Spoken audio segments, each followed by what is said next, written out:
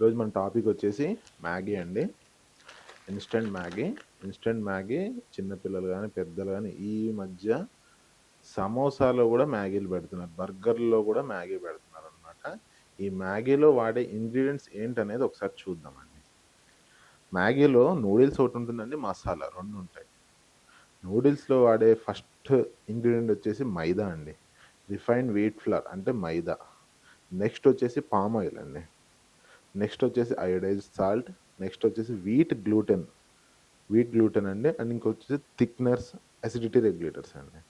ఇవి నూడిల్స్‌లో వాడేది. మైదా అనేది అస్సలు మంచిది కాదండి మనకి. వీట్ ఫ్లోర్ అయితే మంచిదే అండి, గోధుమ పిండి. కానీ మైదా మంచిది కాదండి. ఇది నూడిల్స్‌లో ఉండే ఇంగ్రీడియెంట్. అండ్ మసాలాలో ఉండే ఇంగ్రీడియెంట్స్‌లో చాలా ఉన్నాయండి. అందులో మనకి అవసరం లేనివి ఏంటంటే అవి మాత్రమే చూద్దామండి. ఒకటొచ్చేసి మైదా అండి. ఇందులో కూడా మైదా ఉంది. తక్కువ కంటెంట్ ఉండొచ్చు. మైదా ఉంది, పామ్ ఆయిల్ ఉంది, థిక్‌నర్స్ ఉన్నాయి, అసిడిటీ రెగ్యులేటర్స్ ఉన్నాయి, ఫ్లేవర్ ఎన్హాన్సర్స్ ఉన్నాయి, కలర్స్ ఉన్నాయి, మినరల్స్ అండ్ వీట్ గ్లూటెన్ గూడా ఉన్నాయండి. ఇవేవి గూడా మనకు గాని, మన పిల్లలకి గాని పెట్టడం మంచిది గాదండి. చూసుకొని ఆరోగ్యవంతమైన ఫుడ్